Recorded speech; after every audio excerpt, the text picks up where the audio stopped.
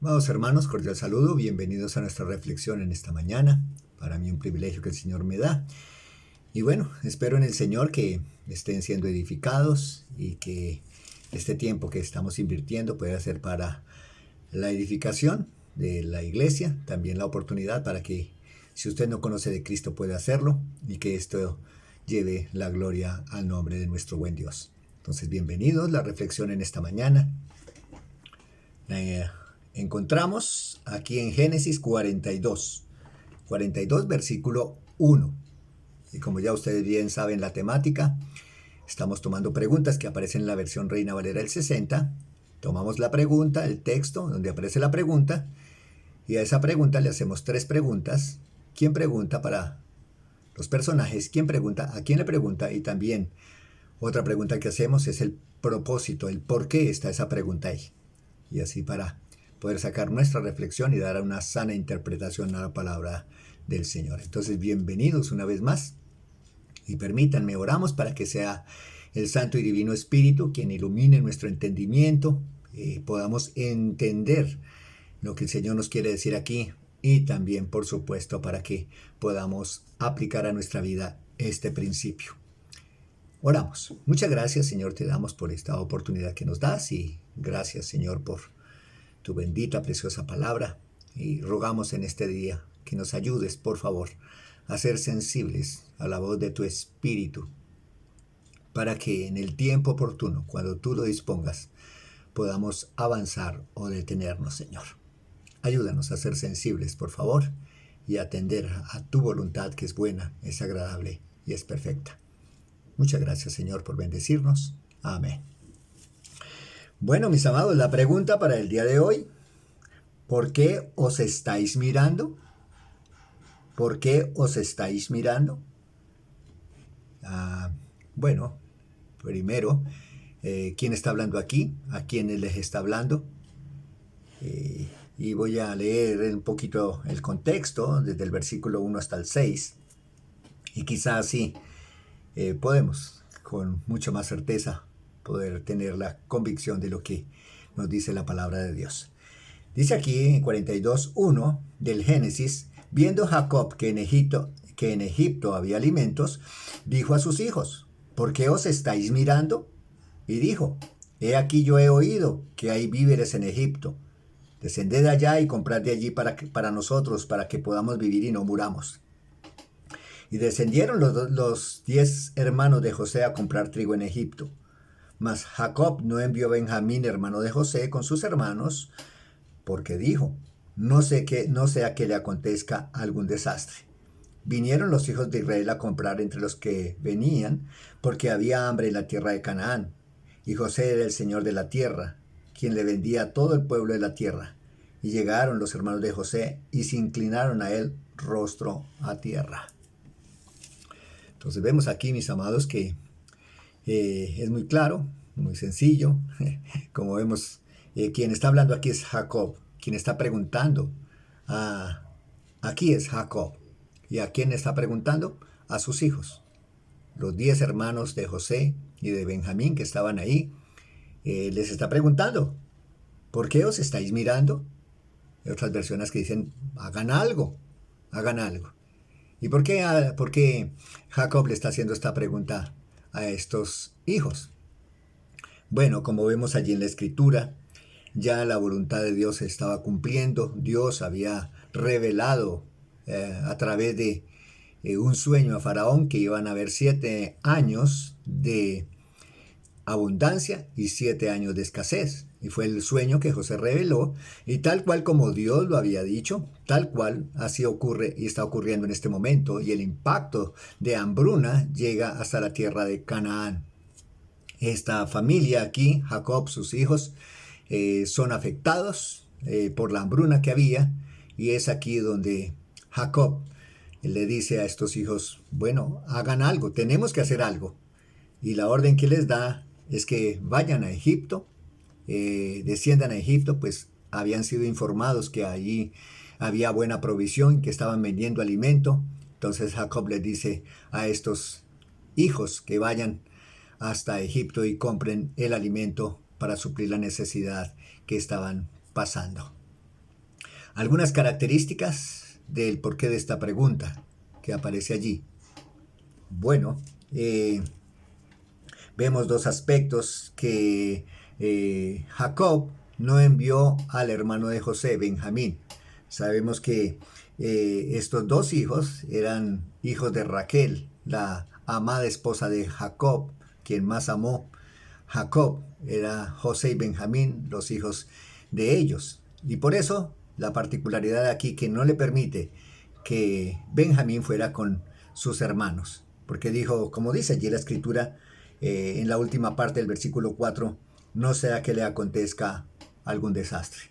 Temía que así como le había acontecido a José y como sus hijos habían engañado a José, que José había muerto, también Jacob en su corazón temía que de pronto Benjamín perdiera la vida, así como supuestamente creía que había perdido la vida José. Entonces, eso es algo que se debe tener en cuenta, la decisión que tomó Jacob. Y también otro aspecto que debemos considerar, en el versículo 6, dice en la última parte, y llegaron los hermanos de José y se inclinaron a él rostro a tierra.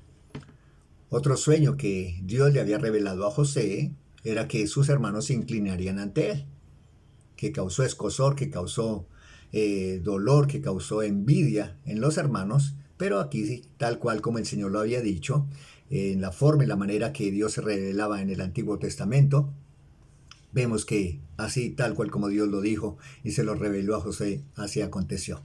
Entonces, bien importante que Dios no miente, Dios es fiel y verdadero, Dios es todopoderoso.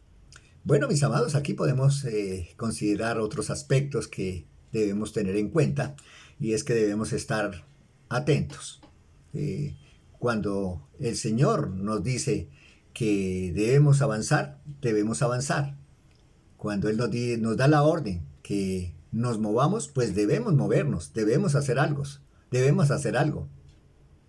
Pero también hay tiempos donde el Señor nos dice que estemos quietos, que esperemos a su orden, y en eso debemos también ser sensibles a la voz del Santo y Divino Espíritu. Aquí Jacob les dice, hagan algo, muévanse, ¿qué hacen ahí parados? Obremos, porque la necesidad que había en su momento pues lo ameritaba, de que debían tomarse medidas inmediatas, prontas, para que la hambruna no los matara y no murieran de hambre por falta de accionar conforme el Señor estaba indicando. Entonces, aquí también esto, mis amados, pues nos deja grandes enseñanzas, un buen principio para nosotros, y claro, podemos, mirando la historia, podemos aplicar eso a nuestra vida y sacar una aplicación para nosotros. Y es que de la misma manera, el Señor hoy nos dice, a nosotros, la iglesia, a nosotros por los que el Señor murió en la cruz del Calvario, por nosotros, su iglesia, también debemos estar sensibles a la voz del Espíritu Santo. Aquí quisiera compartir dos pasajes en la palabra de Dios, un ejemplo con la vida de Moisés, o en la vida de Moisés, Éxodo 14:15, dice la escritura, entonces Jehová dijo a Moisés, ¿por qué clamas a mí? Di a los hijos de Israel que marchen. Aquí Moisés había estado pidiendo, orando al Señor si debían ir a la batalla o no, y una y otra vez. Y aquí Moisés intenta acercarse a Dios y Dios dice, ya, avancen. Yo he dado la orden, vayan, no necesitan venir a mí, no necesitan pedirme autorización, yo ya he autorizado. Y así de esa manera pues Moisés obedece y se mueve, pero el Señor le dice que había que avanzar. Bueno, en este sentido, mis amados, para nosotros como aplicación, a veces en la palabra de Dios nos encontramos con la voluntad de Dios clara, nítida. El Señor es claro en algunos aspectos en su palabra de lo que nosotros debemos estar a hacer. Sería algo de más decirle al Señor si es tu voluntad. Un ejemplo específico. ¿Será que nosotros necesitamos clamar para que si es la voluntad de Dios o no que compartamos el Evangelio? ¿De que hablemos de él? ¿Será que necesitamos estarle diciendo, es tu voluntad, Señor, que yo hable de ti, que yo converse de ti, que yo comunique de ti? Pues no, es la voluntad de Dios. Simplemente el Señor dice, hablen, testifiquen de mí, confiesen mi nombre. Entonces no necesitamos de pronto ir al Señor y decir si es la voluntad de Él cuando la Biblia nos revela claramente que sí es la voluntad del Señor. Entonces, en ese sentido, otro ejemplo podríamos tomar, Señor, esto es mentira, pero eh, eh, ¿es tu voluntad que yo lo haga o no? Y el Señor, a través de su Santo y Divino Espíritu, confirmando su palabra, nos va a decir, la mentira es pecado. Por supuesto, no necesitamos ir al Señor y decirle si es la voluntad de Él mentir o no. Entonces, ejemplos prácticos para nosotros, sencillos, espero que haya aclarado en algo. Y también, por otra parte, debemos tener presente un momento, en algunos momentos, cuando el Señor dice otra cosa. Aquí en Salmos 46:10 dice la Escritura, estad quietos y conoced que yo soy Dios. Seré exaltado entre las naciones, enaltecido seré en la tierra. Otros tiempos donde Dios a través de su Santo Espíritu nos dice, esperen, quieto, no avancen. Esperen. Hay situaciones en nuestra vida que nosotros no podemos manejar, tenemos incertidumbre y no hay en nuestro corazón algo claro de parte del Señor.